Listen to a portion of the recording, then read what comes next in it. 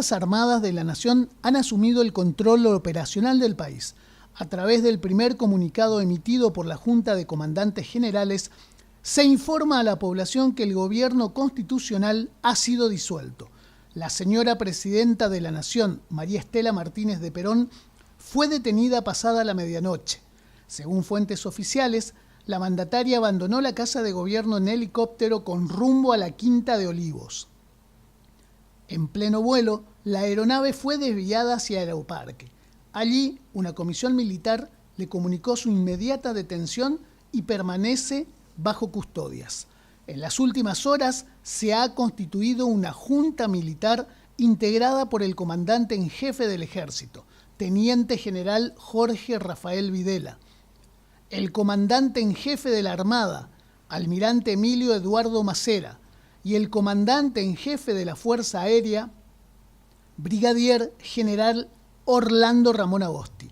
Esta junta asume el poder bajo la denominación de Proceso de Reorganización Nacional.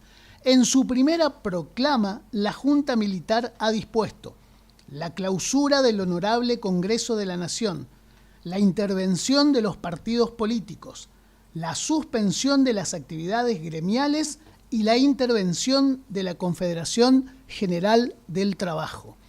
Las autoridades han decretado el cierre temporal de fronteras, aeropuertos y puertos por 24 horas.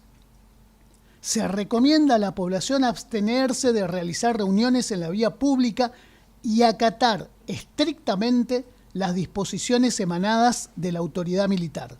Se exceptúa de la cadena nacional únicamente la transmisión del partido de fútbol amistoso que la selección argentina disputará esta tarde frente al seleccionado de Polonia en la ciudad de Chorzów.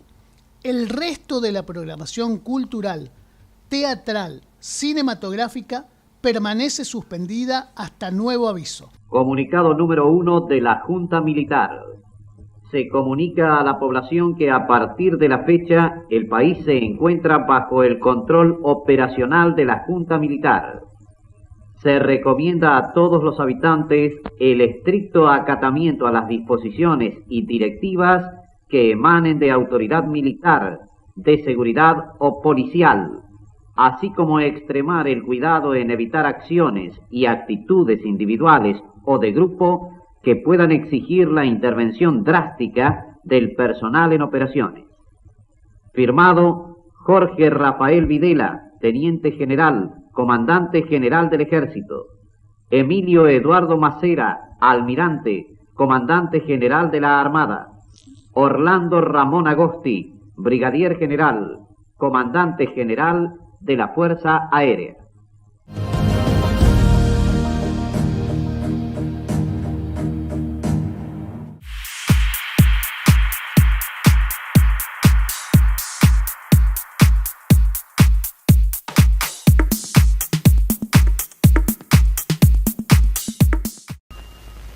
Antes la competencia era insuficiente.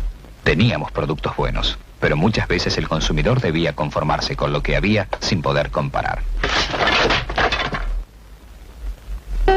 Ahora tiene para elegir, además de los productos nacionales, los importados. Esta competencia fortalece a la industria nacional. Pero cuidado.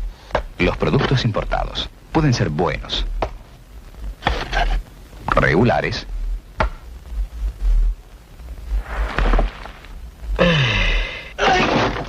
o malos.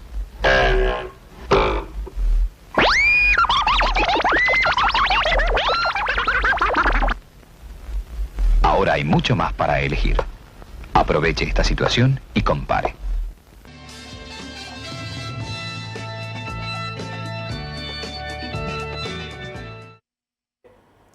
Bueno, vamos a tratar de desandar estos 50 años de aquel golpe militar, el último hasta ahora, esperemos que sea el último realmente, que sacudió a la República Argentina, que modificó la vida de cientos de miles y de millones de argentinos en aquel momento y que sigue teniendo sus coletazos aún hoy, aún a 5 décadas de aquella noche oscura, como también se denomina a la dictadura argentina, la dictadura cívico-militar religiosa. Vamos a hacer un cruce generacional ahora en plural para tratar de entender de qué se trató con jóvenes con inquietudes y preguntas genuinas y con personas que fueron víctimas, testigos de aquellos años, para ir tratando de hacer un paralelo, de responder preguntas, de hacernos preguntas y de ese pasito para tratar de entender un poquito más de qué se trató aquellos años y estos años, porque indudablemente esa dictadura dejó secuelas, las seguimos viviendo. ¿Cómo están? Bienvenidos, buenas noches. Hola, ¿qué tal? ¿Cómo va, Raúl? Mariquita, empezamos por vos. ¿Cómo viste la dictadura? Bueno, por etapas, porque a mí me agarró con 16 años, no era militante política, no estaba, pese a que era una época de mucha evolución en la militancia, la juvenil, la adolescente y no tanto, pero no era mi caso. Conocía de cerca, romanceaba con alguien que sí tenía una militancia política, por lo tanto sabía que estas cosas pasaban, pero las sabía porque era casi una casualidad. Y el 24 de marzo del 76 recuerdo que me levanté temprano para ir a la escuela. Yo iba a la escuela a la mañana, estaba en cuarto año del secundario, y iba caminando con una compañera de trabajo, y en el camino otro chico de otra escuela viene en el sentido contrario y dice: no, chicas, no hay clase hoy, no hay clase. ¿Qué pasó? ¿Qué pasó? No hay clase, parece que vinieron los milicos. ¿Y qué pasó? ¿Y qué pasó? Y yo vivía sobre la calle Tambor de Tacuarí, que venía del regimiento, por lo tanto veíamos, además de ese anuncio que nos hizo el chico, los Unimog y los autos del ejército que iban y venían en esa calle de tierra que era entonces la Tambor de Tacuarí. O sea que yo supe que hubo un golpe casi al rato de que ocurrió, porque eso había ocurrido a la madrugada. Y en esa vuelta a casa, cuando nos comunica este chico que no había clases, escucho una vecina que grita: ¡qué suerte cayó esa hija de puta! ¿No? Fíjate vos la reacción en ese momento. Y entonces eso de saber yo que tenía alguien con el que yo romanceaba, que era un militante político, y yo una vecina que gritaba eso, había como una cosa de incertidumbre que estaba pasando, ¿no? O sea que así comenzó para mí ese 24 de marzo. Cecilia. Bueno, yo nací después del golpe, así que no te puedo decir cómo fue para mí ese 24 de marzo, porque nací en julio del 76. Y la verdad es que lo que significa la dictadura para Argentina, yo como que en mi historia familiar me fui enterando a partir de más o menos que tenía 5 años, que fue la época en la que empecé a preguntar por qué no estaban mis padres, ¿no? Y la respuesta en general del ámbito familiar era una respuesta como para sacarnos de encima. Se portaron, salieron en camisón a la calle, por ejemplo, entonces se los llevaron preso, bueno, como una cosa que no se sabía. Inocente, como para que... Claro, era una manera como de no responder realmente, ¿no? Hasta que uno de mis tíos políticos, que era militar, me sentó y me dijo: tus padres se portaron mal, no van a volver cuando ustedes sean grandes. Esa fue como la primera vez que yo tuve alguna dimensión de que había realmente mucho fondo ahí, sin saber mucho de qué se trataba. Y bueno, y después nosotros nos fuimos a vivir con la familia de mis abuelos paternos a otra localidad, nos sacaron de acá de Posadas, y es como que ellos, dentro de lo poco que nos podían explicar también, porque mis abuelos no eran gente muy politizada, a pesar de que se habían tenido que ir de Paraguay por cuestiones políticas, ellos sí nos empezaron a explicar que eran presos como de una situación especial, digamos, ¿no? Y en las visitas, sí, ya a la cárcel ellos nos empezaron a contar algunas cosas, pero la verdad ellos no tenían mucha pedagogía, ¿no? O sea, nos daban respuestas muy de militante. Somos presos del poder político y la oligarquía, por ejemplo, o somos presos del imperialismo. Bueno, cosas que yo la verdad creo que no es la respuesta más adecuada para una nena de 5 o 6 años, pero bueno, era un poco los códigos de esa militancia que yo la empecé a conocer después, ¿no? Sí. Breve. Sí. Sos hija de 2 detenidos en la dictadura. Sí, mis 2 padres fueron detenidos y permanecieron casi todo el tiempo de la dictadura militar en prisión. En el caso de mamá también estuvo en realidad en el tiempo inicial desaparecida bastante tiempo. Estuvo por lo menos en 2 o 3 centros clandestinos. Sabemos de algunos, pero hay por lo menos un lugar que ella no sabe dónde es. Y también sos sobrina de Roberto Esteves. Sí, mi tío, que El es héroe de hermano de Malvinas. mamá, sí, era militar y cayó en combate en Malvinas. Sí. Carlitos, ¿qué sabes de la dictadura? Bueno, en términos generales, parece que la dictadura a 50 años, en el discurso común o en el sentido común, como que se fue un poquito vaciando esas experiencias. Nosotros, a los jóvenes por ahí nos quedó un poco lejos la experiencia en términos generacionales. Entonces, en términos generales sabemos lo que sucedió, ¿no? Un golpe de Estado, que se rompe el orden constitucional, los secuestros, la tortura, pero por ahí lo que no sabemos o no tenemos a flor de piel son las marcas en el cuerpo. Entonces, por ahí espacios de conversación por ahí con compañeros y compañeras que sí hayan estado en ese momento y que hayan sentido el miedo en la piel, es por ahí lo que a nosotros nos puede llegar a nutrir como para saber cuál es la experiencia cotidiana. Yo hoy cuando me levantaba pensaba en que a veces cuando tengo algún trámite medio complicado en la mañana me duele la panza y me tengo que tomar un Sertal, y después me imagino si un trámite me genera eso, cómo se hubiesen sentido las juventudes viviendo el día a día de ese terror, sabiendo que lo que se venía no era una reunión complicada, sino que era posiblemente un secuestro o la tortura o el quiebre de los vínculos familiares, ¿no es cierto? Esa era por ahí alguna de las preguntas que tenía para los compañeros. Y Beth, ¿qué sabes de la dictadura?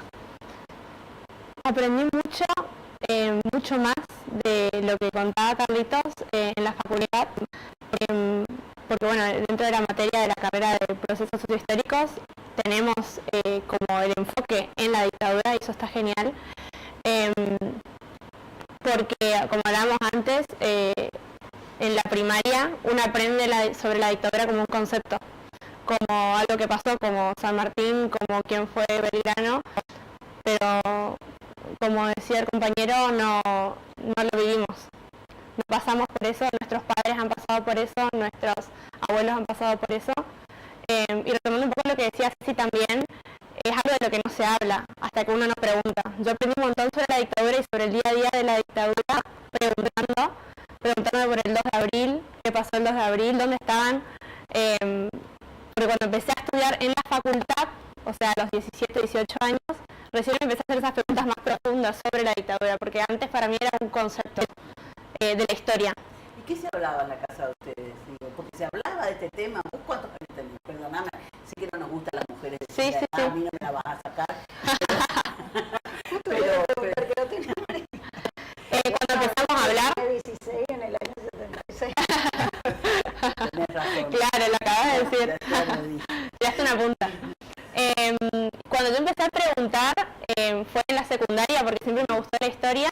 Le pregunté mucho a mis abuelos, que fueron los que más vivieron, obviamente. Mis padres eran chicos, se acuerdan de cosas, pero no con tanta lucidez como mis abuelos que lo vivieron de adultos, digamos. ¿Y desde qué lugar lo cuentan? Digo, como una experiencia que pasó en el país, pero no les tocó, digamos, porque en ese momento durante la dictadura las posturas eran los que aplaudieron la llegada de la dictadura, los que fueron indiferentes, los que la sufrieron en carne propia y en forma directa. Yo soy convencida que todo el país estuvo secuestrado durante esos 7 años, ¿no? Pero en esa realidad de los indiferentes, los que aplaudían y los que la sufrían directamente, estaba el discurso del algo habrán hecho para justificar a los desaparecidos y a los secuestrados. ¿Dónde está su hijo ahora? Decía alguna publicidad. ¿Dónde está su hijo ahora? Decía a los padres. Entonces los padres, viste, por eso te pregunto desde qué lugar lo contaban tus abuelos. Yo creo que en ese momento, según su discurso, lo vieron un poco desde el lado de la indiferencia hasta que les tocó a ellos. Mi abuela perdió su trabajo por ser yerna, nuera, de un militante peronista. Y mi abuelo trabajaba y militaba en el sindicato de Luz y Fuerza en ese momento, su esposo sería. Entonces, como hicieron ese conecte, y mi abuela siempre cuenta que por esa situación y por todo lo que eso significaba en el momento, ella y un montón de compañeros perdieron su trabajo. Obviamente, en contexto, la sacaron barata, si se quiere decir, porque solo perdieron el trabajo, exactamente. Pero sí vivían con ese a mi padre, o sea, a su hijo. Lo llevaron detenido por estar tomando tereré en la vereda con su amigo, con 14 años. Y ellos siempre cuentan, por eso te digo que es como un lado desde la indiferencia, capaz un poco desde la individualidad. Cuentan que pudieron salir de esa situación porque tenían un conocido que era abogado, que él fue y le sacó, porque conocía a alguien y le sacó. Pero casi nadie tuvo esa suerte de poder contar eso. Y bueno, esa es como, ahí aprendí mucho más con esa vivencia particular. Cecilia. Sí, Veo que estás pensando profundamente, escuchando. Escuchando eso, comento que yo la verdad siempre pensé que yo podría contar un montón de historias, de anécdotas, porque además lógicamente nosotros como nos criamos después, más cuando volvieron mis padres de la cárcel, conocimos a muchos de los que habían sido sus compañeros, que estuvieron presos, conocimos a sus hijos. Muchos de los compañeros de amigos de mamá y papá están muertos o están desaparecidos. Cuando nosotros nos secuestraron en nuestra casa, en realidad venían buscando un compañero al que ellos estaban resguardando, y ese compañero está desaparecido. Se llama Fernando Pierola y es uno de los fusilados en Margarita de Ben, pero nunca el ejército entregó el cuerpo por el plan, digamos, que ellos tenían de la versión que tenían que contar, que supuestamente eso había sido una fuga. Pero yo creo que más allá de la cuestión represiva, que es como que tiene mucho peso en el relato de lo que pasó en la dictadura no es solamente el plan represivo. Yo creo que eso, bueno, lógicamente tiene mucho peso porque ha sido una de las grandes tragedias argentinas, ¿no? Una de las que tal vez la más grande de las tragedias de la historia, de la corta historia de la República Argentina, pero creo que eso no tiene que, de alguna manera, terminar tapando que los militares aplicaron ese plan represivo para algo, ¿no? Y que eso la represión fue un instrumento. Y que nosotros, la Argentina no salió de la dictadura siendo el mismo país que era cuando fue el golpe. Y que también lo que hay que pensar en función de esos años de la dictadura, qué pasaba antes, cómo había sido la historia del país antes, porque para mí una de las cosas más difíciles al hablar con gente más joven, con gente que lógicamente vivió en los 70 y los 80 muchas veces, es que nos cuesta pensar cómo era el país antes, cómo fue la historia de nuestro país en esas décadas previas al golpe, y la verdad es que creo que hablar de la dictadura como un episodio así como rupturista también oculta un poco que la violencia política fue una de las grandes claves del siglo XX en Argentina, ¿no? La historia argentina es una historia de mucha violencia, de mucho enfrentamiento, donde las clases dominantes terminaron dando una salida al conflicto político y social en los 70 a través de esa dictadura, pero que no es que antes estaba todo bien. Por eso en ese sentido hablar de ruptura del orden constitucional, la verdad el orden constitucional en Argentina viene siendo muy relativo hace mucho tiempo. Y creo que eso hay que decirlo, y también que no se puede entender esta historia en términos de buenos y malos, ¿no? Más allá de que yo creo que hay una inmensa perversidad entre quienes llevan adelante de la represión. Claro, no solamente que no el mundo no es binario, sino que creo que no hay que hacer eje en eso, ¿no? De la perversión individual del torturador, del secuestrador, que sin duda para mí son, no, cualquiera puede llegar a hacer esa tarea, ¿no? Y naturalizar el sufrimiento, naturalizar la perversión, pero creo que hay que pensar que eso era para algo, que en todo caso la perversión está en el proyecto político, no en solamente la perversión individual, sino que hay un proyecto político que convoca a esa gente. Y que es mucha gente que no defiende, relativiza, niega, ¿no? Sí, ¿no? Digo, yo no puedo evitar hacer un paralelismo de ese tiempo con este. Digo, ¿no? Además de que coincido con el tema de que la historia no es una cajita, no son compartimentos de estancos. La dictadura es consecuencia de una historia, como decía Ceci, fue instrumentada para instalar un proyecto económico como que se instaló, que hizo que los abuelos de Iber finalmente pierdan su trabajo. No fue para secuestrar y desaparecer porque se les ocurrió a los militares inventar una guerra. Eso por un lado. Y por otro lado no puedo evitar hacer ese paralelismo, porque ese proyecto económico que en aquel momento necesitó detenidos y desaparecidos, porque la historia venía mostrando que las rebeliones juveniles, las rebeliones de determinados sectores políticos, digamos, confrontaban hasta poniendo su vida para evitar el derrumbe de nuestro país, de América Latina, porque esa era una realidad de todo el continente. Digo, necesitaron las Fuerzas Armadas. Las Fuerzas Armadas fueron esa herramienta que hoy yo lo digo a lo mejor con mucha simpleza y probablemente hay que profundizar mucho más, es la herramienta que hoy les ofrece la tecnología a los mismos de siempre, a los mismos que pretendían instalar aquel proyecto económico que hoy lo están desarrollando en nuestro país. Necesitaron esa herramienta que fueron los militares, ahora tienen tecnología, ahora tienen esa comunicación, esa cuestión global que se ha instalado, que distrae y que provoca tanta indiferencia y tanto individualismo. Es lo que Naomi Klein, la historiadora, dice de la doctrina del shock. Eso es. Totalmente. Hacemos una pequeña pausa y seguimos charlando sobre los 50 años de aquel golpe militar.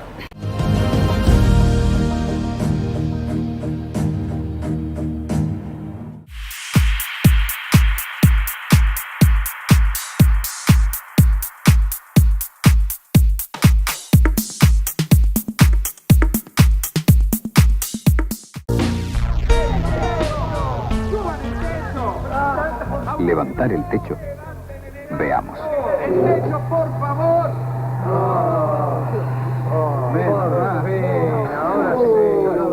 Inmediatamente se levantará el piso. Esto es mayor inflación. Todo quedaría como antes. Entonces, ¿qué hizo el gobierno con las nuevas medidas?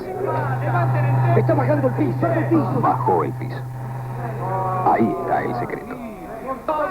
Estas medidas deben ser complementadas por una acción en el mismo sentido de los sectores oficiales y privados.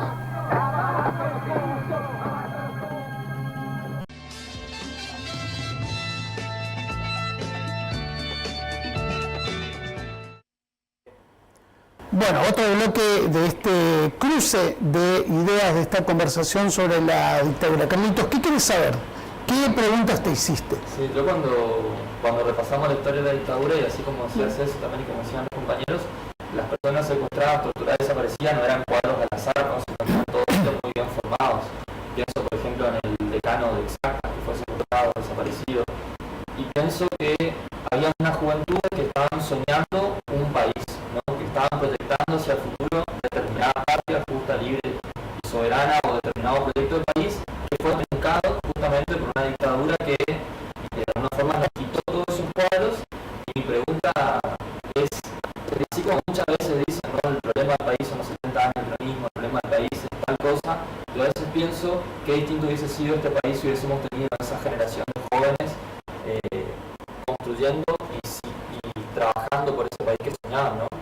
Y más allá del discurso por ahí que conocemos, ¿qué se imaginaban los jóvenes para la Argentina? ¿Qué país querían? ¿Cuál fue el país trunco por la dictadura?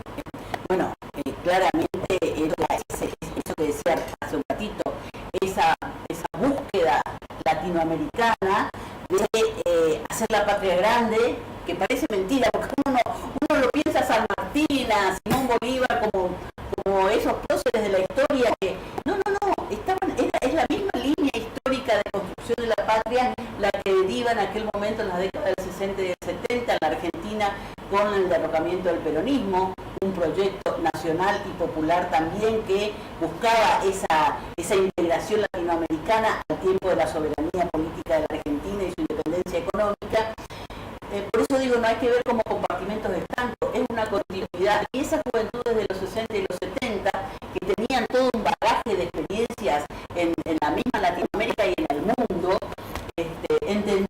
digamos, estaba el Mayo francés, digamos, había dado el Mayo francés, había sido la Revolución Cubana, disparadores, digamos, para que toda aquella generación, en aquel momento la generación de los 60 y los 70, no estaban divididas, pero uno las podía encontrar entre los jóvenes paz, amor y rock and roll, ¿no?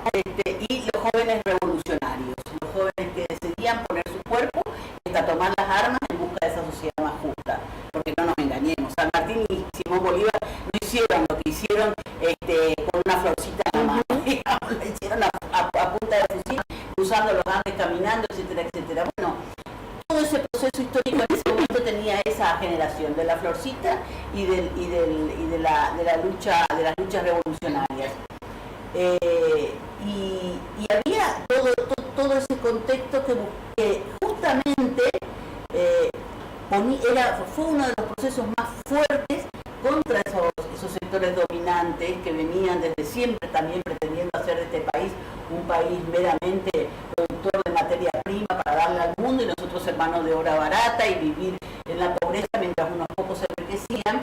Bueno, esos jóvenes fueron probablemente una de las expresiones más poderosas en el siglo XX de enfrentamiento a esa pretensión dominante, y la manera que encontraron con la ayuda de los señores del norte a través de la Escuela de las Américas y a través del Plan Cóndor, que fueron el Plan Cóndor y la Escuela de las Américas nada más y nada menos que la formación de los militares para la represión. Cuando le dan cuando a Javier Milei le dan un préstamo y Donald Trump le da el salvataje que termina permitiéndole ganar las elecciones el año pasado, las elecciones de medio término, yo no puedo evitar pensar en la Escuela de las Américas y el Plan Cóndor, ¿no? Otra vez poniendo en manos de los sectores dominantes de la Argentina las herramientas para evitar que nuestro pueblo vaya detrás de su deriva, digo, ¿no? Me parece que eso era, no sé si respondió. Respecto a ese paralelismo, también te quería preguntar sobre un paralelismo entre jóvenes revolucionarios de ese momento y los que se autodenominan jóvenes revolucionarios ahora, barra los libertarios. ¿Qué pensás de ese cambio en relación a esto que estás diciendo? Y me parece que es un proceso, no sé si a lo mejor está más cerca generacionalmente, pero...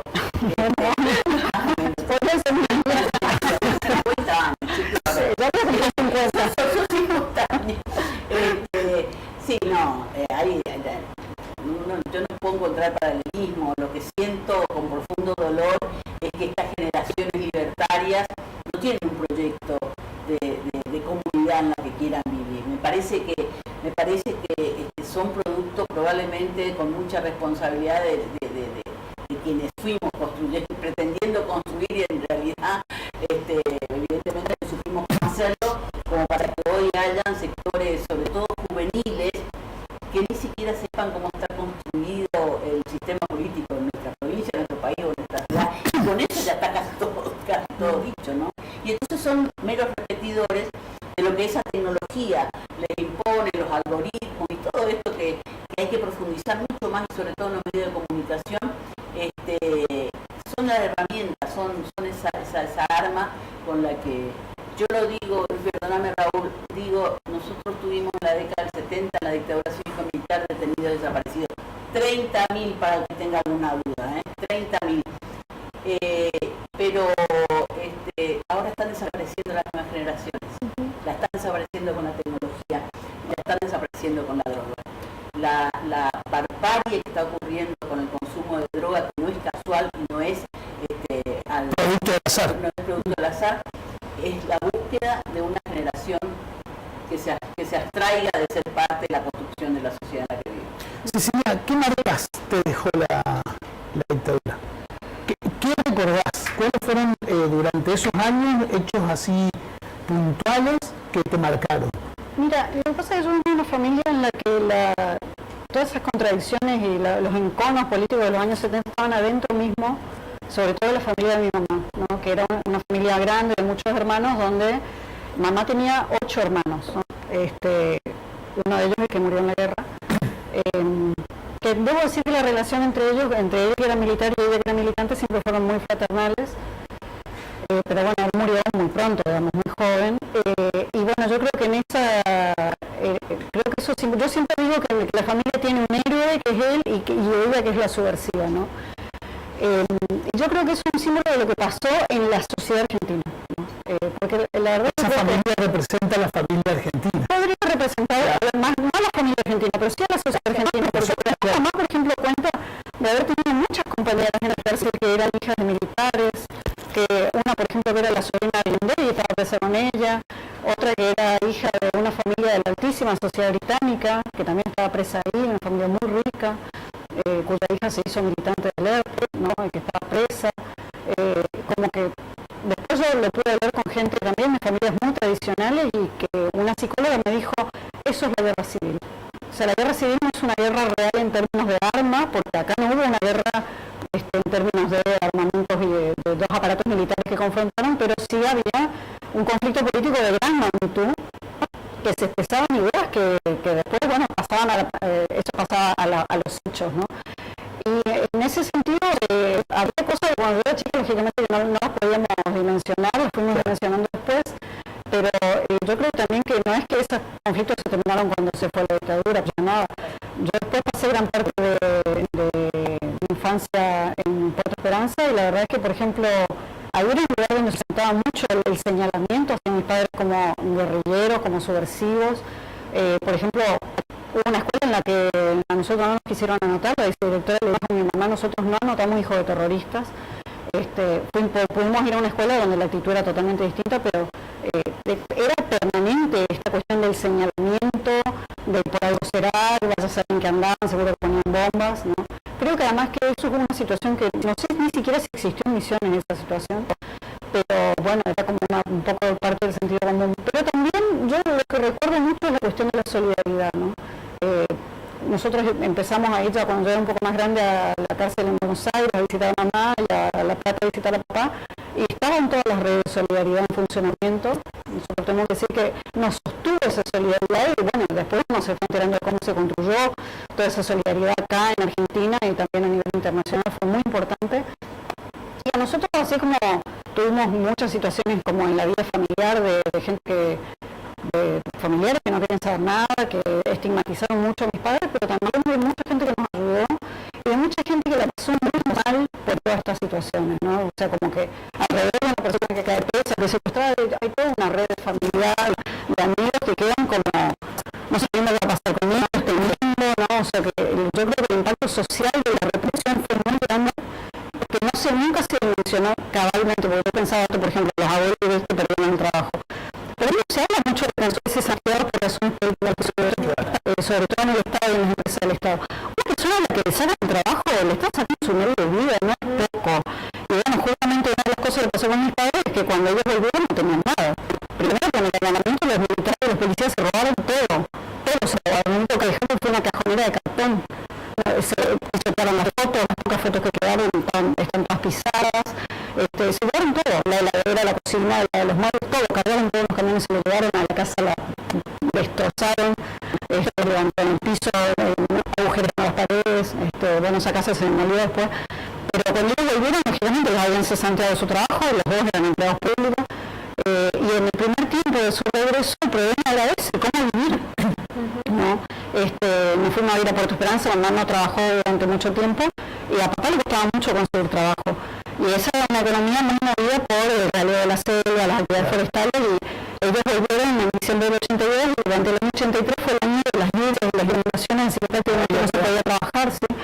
Y a nosotros la verdad la que nos sacó de esa situación fue la Iglesia Evangélica de Río de la Plata, que nos llevó a vivir a la congregación del Dorado, les dieron trabajo a mis padres, y se les explicó, bueno, como que esto fue una situación como transitoria hasta que hubiera mejores condiciones. Bueno, eso fue así, vivimos con ellos hasta que pudimos volver a Puerto Esperanza, y ya, bueno, se empezaron como a normalizar, entre otras cosas, que es una manera de decir, porque la verdad es que la democracia de los años 80 fue una democracia condicionada, con muchos intentos de golpes militares, y la verdad que nosotros vivimos esa incertidumbre de no saber qué iba a pasar en cada una de esas asonadas militares. Y también una de las cosas que yo recuerdo, que esto ya realmente son las cosas de la democracia, que nosotros vivimos realmente como serias afrentas y ofensas, las leyes de violencia de vida, la ley de punto final y el indulto, sobre todo el indulto. Porque gran parte de esa militancia represaliada en los 70 trabajó la candidatura de Menem. No fue el caso de mis padres, pero eso fue algo que para muchos de ellos fue realmente una tradición, y para nosotros fue muy pesado. Porque ese indulto no era solamente decir, bueno, que salían en libertad los jefes de las juntas, sino también que venía con todo un discurso de que esto se había terminado, de que acá ya no había más nada de que hablar, y eso era junto con la caída del muro, con muchos cambios a nivel político nacional e internacional, con toda esa política neoliberal, ¿no? Que contraría totalmente todos esos ideales que traía esa juventud, sobre todo junto con la, ¿no? Entonces era como que nosotros no estábamos en la historia. No como no se era un error más o menos. Yo creo que eso fue lo que hizo que después surjan con mucha fuerza los organismos, esta nueva generación de organismos que fue el hijo, que hoy en día es qué sé yo, porque si no es como que no sé, no había pasado directamente. Carlitos, ¿terminó la dictadura? cosas sí de la dictadura y cosas no, ¿no? O sea, como decía Mariquita, hoy es inevitable ver los rezagos que existe de la dictadura hoy en día. Pienso en la especial violencia de las fuerzas de seguridad, en las fuerzas armadas hacia la población, ¿no? Y pienso también como ese discurso de la dictadura de nosotros versus ellos también continúa hoy en día intentando desarticular lo que se comentaba hoy, ¿no? Construir un enemigo en el otro político, lo que te permite desarticular esas redes de solidaridad y poder vender, buchonear, hoy bloquear en redes o no dirigirle más la palabra a una persona que tiene una opinión distinta. Entonces, el formato de la dictadura sí terminó. Hoy en día las fuerzas tienen otro formato que son golpes blandos, que son el manejo de los algoritmos, que son la instalación de cierto discurso por otros medios. Digo, no existe más la revista Para Ti, pero sí existen los difusores de las ideas negacionistas. Entonces, el proceso de la dictadura terminó, pero todavía tenemos muchos rezagos que son necesarios de construir, digamos, para poder aspirar en algún momento a una sociedad más democrática. Y me parece que hoy el primer desafío que tenemos tiene que ver con el Poder Judicial, que es un poder completamente anexado al poder económico y al poder político real, que encarcela a dirigentes políticos, que encarcela a Cristina Fernández de Kirchner, avanza en esas causas y de causas de otros políticos no, y que son las cosas que tenemos que realmente revisitar para que a 50 años del inicio del golpe de Estado nos podamos en algún momento librar de todas esas cadenas opresivas para poder volver a soñar esa patria que hubiésemos tenido si no hubiesen truncado en el 76. Hacemos una pequeña pausa y seguimos con más Plural.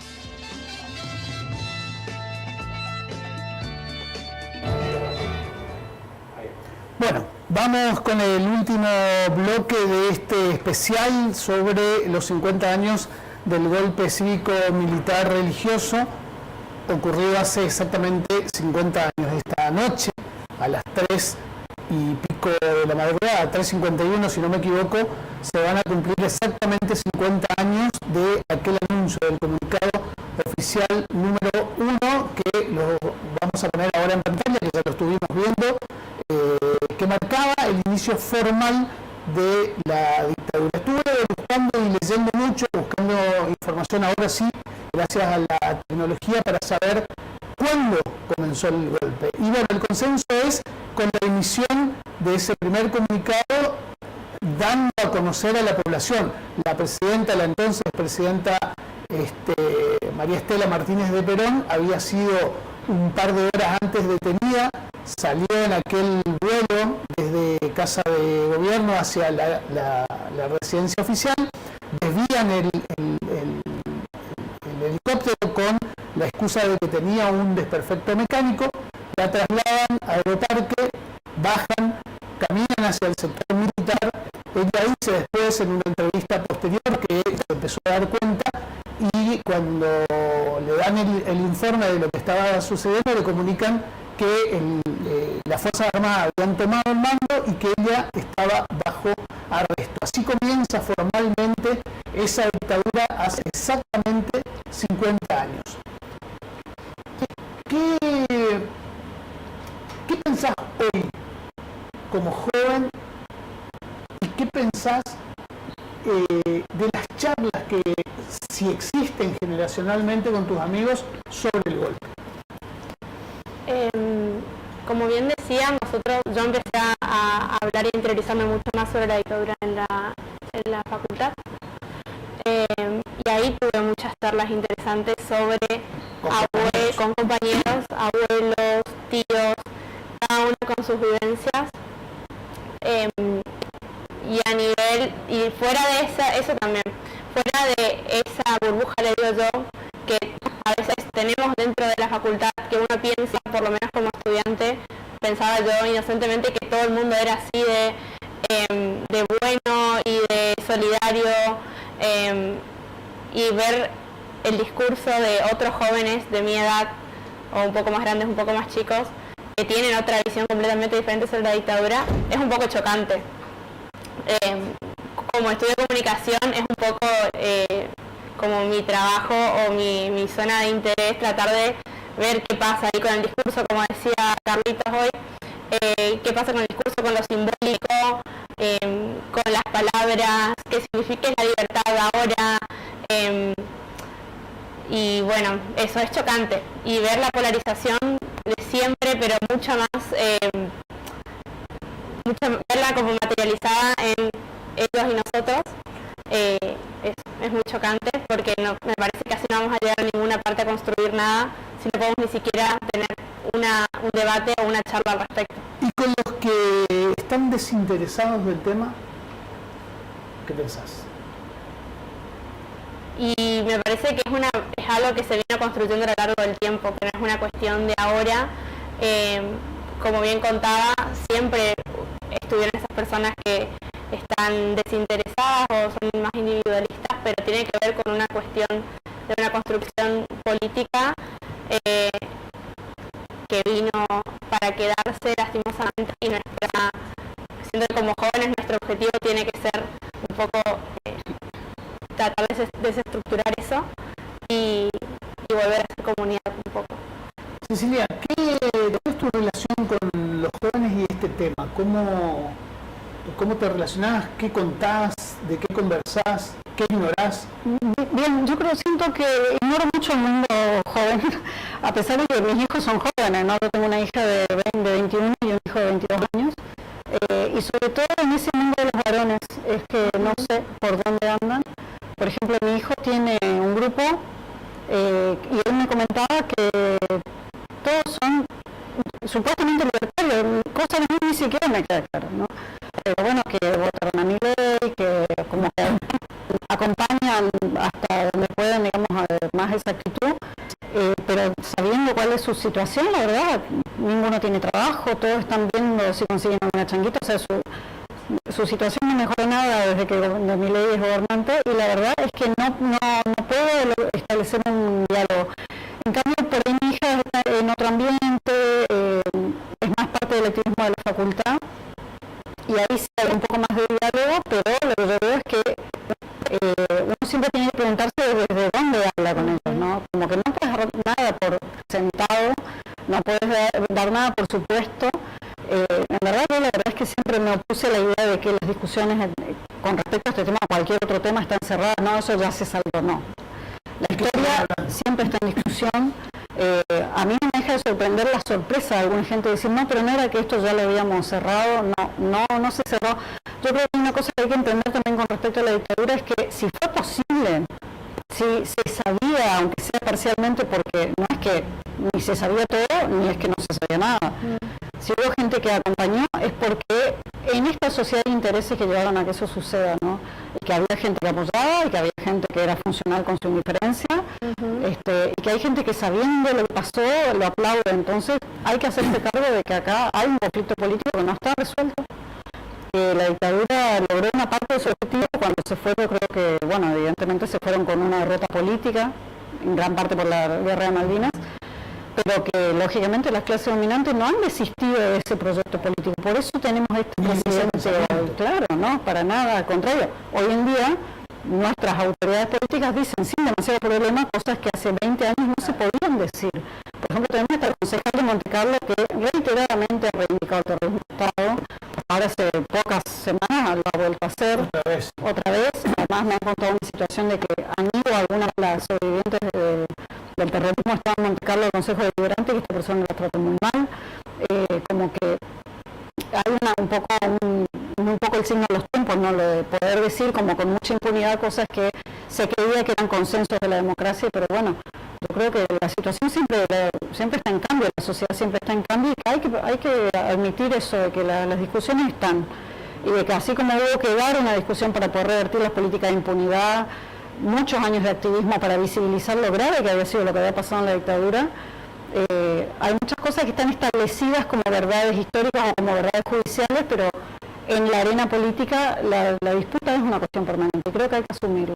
Y además que tenemos que entender cómo piensan los jóvenes hoy que han sido educados políticamente de otra manera, ¿no? El tema también es que hay una cuestión de individualidad que no permite el debate o el diálogo por falta de interés, porque no me toca a mí, o porque no me tocó, o porque no sé. Me parece que va un poco por ahí, porque a mí también me pasa que yo no sé qué pasa con los varones de mi edad. Ojo, o sea, yo tampoco sé, pero porque es una cuestión de que realmente no se puede establecer un diálogo, porque si no pensás igual que yo, ya hay un rechazo, ya hay ponen una barrera. Ojo, de este lado, digamos, también a veces, a mí me pasa particularmente que digo, ¿cómo para que no me genere rechazo a esta persona con estas ideas, que pregona estas ideas? Porque si estoy diciendo que quiero debatir, pero no sé cómo abordar a una persona así con ese discurso. Entonces es una cuestión de constante, un ejercicio constante, abrirse al debate, digamos. Bueno, la mencionaban a la concejala, a la que nosotros también hemos hecho una presentación judicial en su momento cuando habló de los Falcon Verde, que a uno dice realmente, ¿no? ¿Cómo puede ser? Estamos hablando de Patricia Beckmayer, la concejala de la Libertad Avanza de Montecarlo. Exactamente. Que después volvió a decir a los sindicalistas hay que desaparecerlos, ¿no? Bueno, yo celebro que el viernes que pasó se presentó en la legislatura provincial un proyecto contra el negacionismo, para la preservación de la historia, para la preservación de las dignidades familiares y de víctimas directas de la dictadura. No sé si se va a aprobar o no se va a aprobar en la legislatura provincial. Alemania, con su terrible historia del genocidio nazi, tiene legislación que sanciona la promoción, la difusión, la exaltación de del nazismo. Digo, evidentemente las sociedades necesitamos equilibrarnos y para eso está la justicia, para eso están las leyes, ¿no? Y yo hago así la justicia y siempre me hace como diciendo que es justicia. Bueno, claramente estamos viviendo un momento de la historia que te muestra descarnadamente que el proyecto que tiene ese proceso a lo largo de la historia, pero que con la dictadura cívico-militar se encarnó más cruelmente en la sociedad, sigue vigente, logró reinstalarse en la sociedad con los formatos de hoy, y a los que evidentemente va a haber que confrontar. Confrontar quiere decir debatirlo, discutirlo, ponerlo en cuestionamiento desde todas las fuerzas políticas, sociales, gremiales, que necesariamente en algún momento vamos a tener que reorganizarnos porque la historia nos exige que defendamos nuestro país como nación, digo, primero eso, y después, y para poder lograrlo necesitamos en algún momento revisar absolutamente el Poder Judicial, que definitivamente ha dejado de ser ese poder que de alguna manera pone en valor y equilibra, digamos, las posturas que en cualquier sociedad hay miradas diferentes sobre la realidad. El tema es cuando esas miradas diferentes se convierten desde el poder en opresión al que piensa distinto, como está pasando en este momento, ¿no? Es decir, vuelvo otra vez a lo que decía en algún otro bloque, el paralelismo es imposible no hacerlo con la dictadura a este momento que estamos atravesando, no porque haya secuestros ni porque haya desapariciones, insisto, hay la instalación de un proyecto político que solamente falta que recuperemos el sabor por conocer nuestra historia. El proyecto dominante logró algo que es clave en su instalación y en su fortalecimiento. La pérdida de interés por nuestra propia historia. Entonces los jóvenes, no fue historia, pero no te va a pasar. Comunicadores vemos que dicen, pero otra vez repitiendo lo mismo. Sí, señores, otra vez repitiendo lo mismo. Y esto que decían Ceci e Ivette, digo, ¿cómo abordar a estas nuevas generaciones, ¿no? Bueno, habrá que hacer el esfuerzo. No es fácil porque cuesta mucho. Porque a veces uno habla y parece que está hablando en chino, en japonés, en tailandés, ¿viste? Porque te miran como, bueno, pero ¿y eso? Bueno, habrá que encontrar los mecanismos. Yo tengo la esperanza, porque me parece que los que hoy estamos más, no silenciados, sino silenciados por la comunicación, no somos tan pocos, somos muchos los argentinos y argentinas, que esto tiene que ser, este momento que estamos viviendo tiene que ser un disparador para ver si nosotros recuperamos nuestra fortaleza como nación libre y soberana. Y creo que va a poner en debate todo esto. Como esperanzador, digo, ¿no? Como esperanzador, aunque me cuesta pasar este momento. Marquita, ¿cuál fue el mayor impacto dentro de los años de la dictadura que tuviste vos? Yo, ¿Tuviste o que cubriste o que como periodista a veces tenemos acceso a relatos de yo terceros? empecé a ejercer el periodismo en dictadura. Quería ser periodista, se abrió un diario Campo Sadas, me fui a presentar y me dijeron, bueno, si querés ser periodista tenés que ser periodista. Ya tenía 18 años, 18, 19 años, y en esa vista la distancia, digo, un diario en plena dictadura, ¿no? Increíble. Pero a mí lo que me impactó, yo era parte de esa generación, digamos, si bien estaba más parecida a los ¿cómo es? Paz, amor y rock and roll, porque es la realidad, digo, también los Paz, amor y rock and roll querían una sociedad más justa, querían construir una sociedad más justa.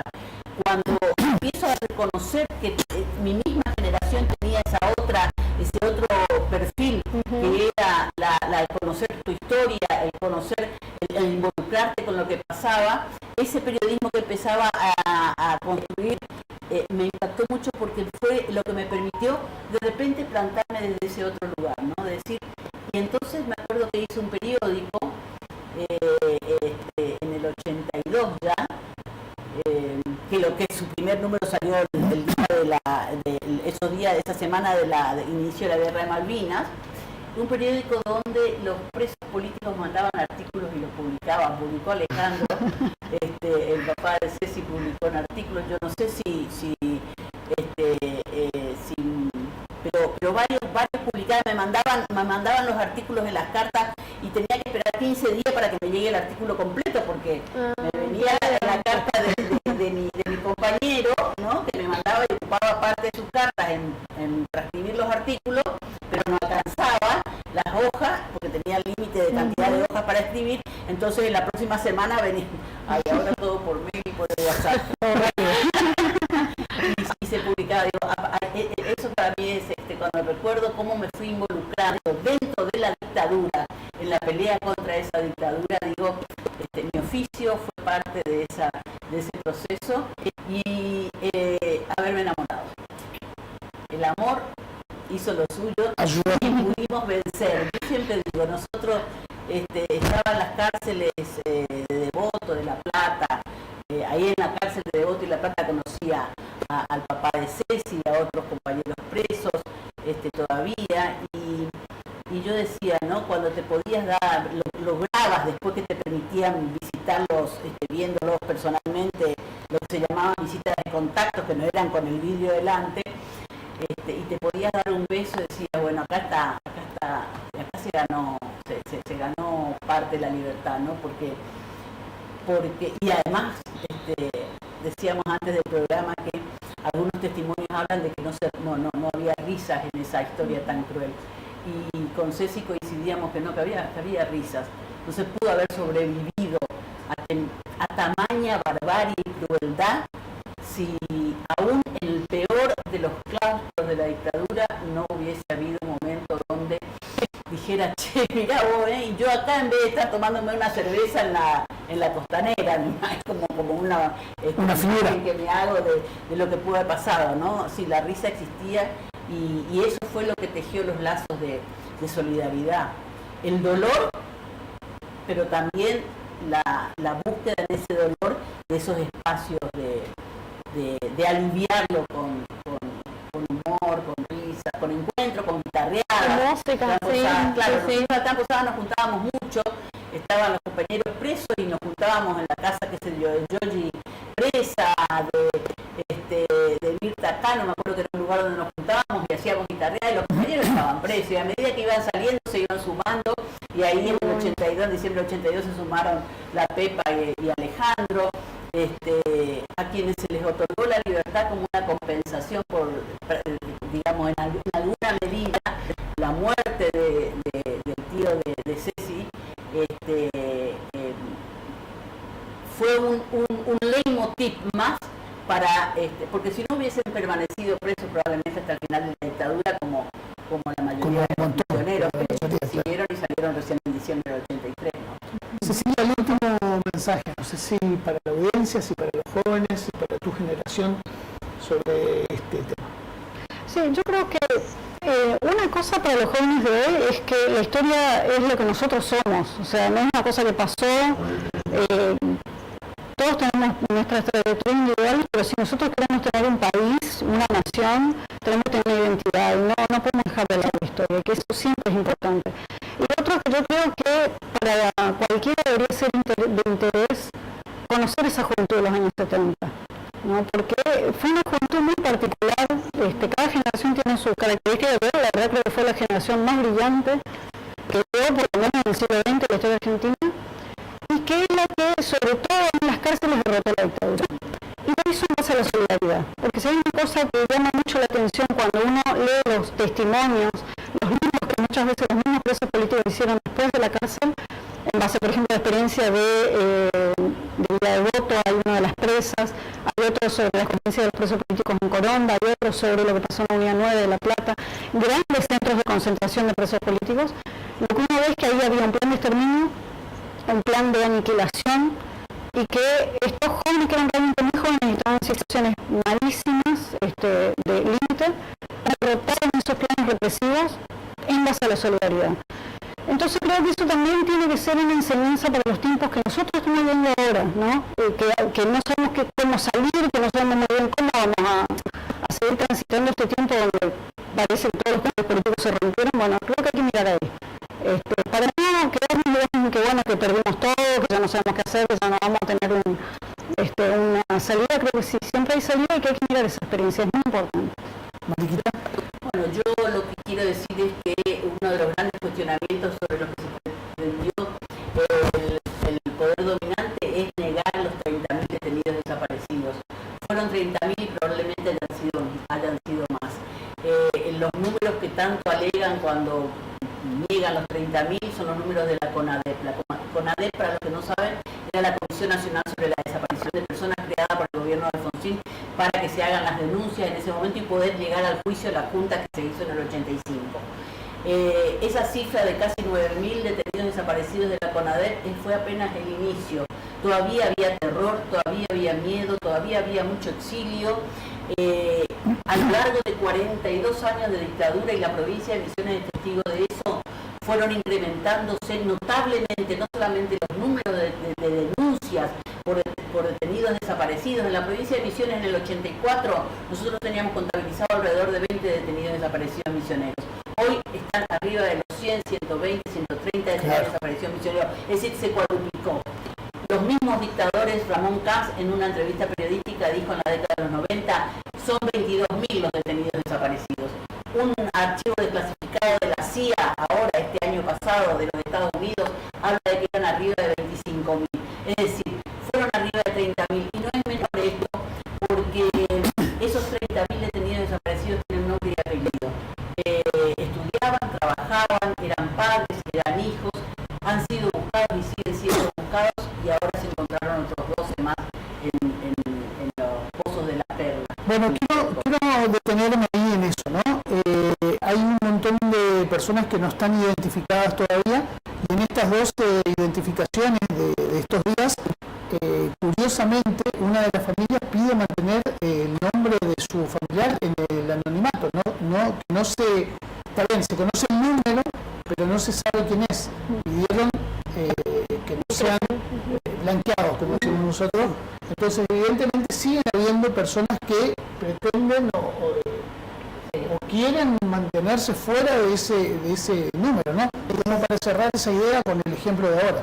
Y es lo que nos atraviesa, digo, no fue fácil para la familia. Estela Carlotto, Tati Almeida, que yo la entrevisté en Radio Nacional Iguazú, me decía, yo era una gorilita, como me decía mi hijo, su hijo desaparecido, digo, la gran mayoría de los jóvenes de los 70 generación tan luminosa que hablaba Cecilia, eran hijos de familias conservadoras, ¿no? No eran todos peronistas, no eran toda familia peronista o familia de izquierda, eran conservadores y tuvieron que entender que sus hijos, y probablemente en un primer momento han pasado mal cuando a sus hijos lo detenían, porque como además sus hijos eran presos y secuestrados y detenidos, en la calle a esas familias los amigos le cruzaban a la vereda de enfrente, Sí. nadie quería saludar. Sí, yo quiero ver algo con respecto a las cifras. Yo siempre, yo la verdad creo que la cifra, la explicación la tiene que dar el Estado, ¿sí? La tienen que dar, sobre todo los que se los llevaron, ¿sí? Nos tienen que decir quiénes eran y dónde los pusieron, porque el delito de la desaparición se sigue cometiendo porque nos siguen negando la información de qué hicieron con los cuerpos. Pero además también quiero recordar una cosa, esta familia que no quiso que se difunda el nombre de su familiar, lo estuvo buscando y entregó las muestras genéticas, ¿no? O sea que lo estuvieron buscando. Pero, por ejemplo, el equipo argentino de antropología forense rescató una cierta cantidad de restos, más o menos 3.000, de los cuales tienen en guarda 800, los restos de 800 personas que no saben quiénes son, porque no hay material genético para contrastar. Eso quiere decir que esas familias posiblemente no hayan hecho la denuncia y sobre todo no entregaron el material genético. O sea, estamos hablando de que casi un tercio de los cuerpos recuperados no pueden ser identificados. Entonces estamos hablando claramente de que hay un subregistro en las denuncias. Y hay mucha gente que cree que eso no puede pasar. Sí puede pasar. Además de que, por ejemplo, cuando a nosotros nos secuestraron, en la casa en la que nosotros estábamos, estaban mi mamá, mi papá, la pareja a la que ellos estaban guardando y una familiar de mamá. La familiar de mamá, bueno, mi hermana y yo, ¿no? Y la familia de esa chica sí hizo el habeas corpus, ¿no? El resto, no, mis abuelos, por ejemplo, no quisieron hacer un habeas corpus, no sabían además qué iba a pasar con ellos, pero no hicieron habeas corpus. Entonces, cuando después la gente dice que evidentemente no, pero no están, eso no son las cifras, no hicieron la denuncia, hay muchas situaciones por las cuales la gente no denuncia. Además, ¿cómo denuncias cuando el que te llevó son las autoridades? ¿A quién le denuncias? Sí, entonces creo que hay que entender que el terrorismo acá eran las autoridades cometiendo estas cosas, y que bueno, era difícil, sigue siendo difícil. Bueno, les agradezco la participación, cerramos rápido porque ya estamos totalmente